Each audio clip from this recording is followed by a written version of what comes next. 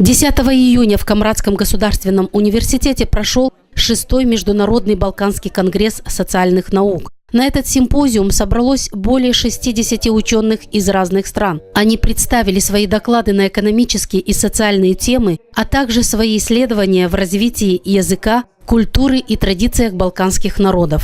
Ve inanıram ki bizim bugün başlayan kongresimizde Türk dünyası araştırmalarına da çok güzel töhfeler verebilecek ve güzel bildiriler dinleyebileceğiz, birbirimizden öğreneceğiz.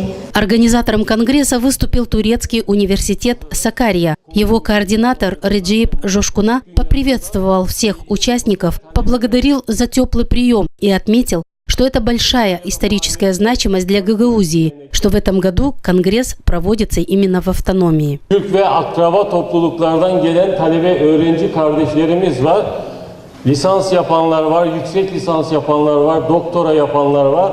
Biz onlar için de Sakarya Üniversitesi'ne veya Türkiye'de bir başka üniversiteye geldikleri zaman yardımcı olmaya çalışıyoruz. Onlara burs bulmaya çalışıyoruz. Onların kalacak yerlerini düzenlemeye çalışıyoruz.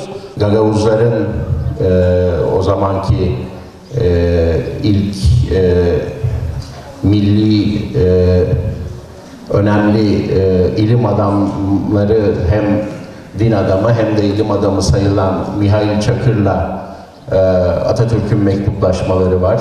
Для открытия симпозиума право предоставлено было ректору Камрадского университета Зинаиде Ариковой, которая рассказала гостям и участникам о имеющихся факультетах и дисциплинах в учебном заведении. Камрад Devlet Üniversitesi'nde 5 üretme kultura merkezi işliyor.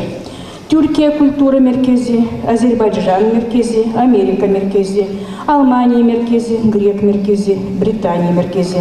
Onları açma dini çok zahmet koydular. Moldova'da bulunan bu devletlerin büyük elçileri.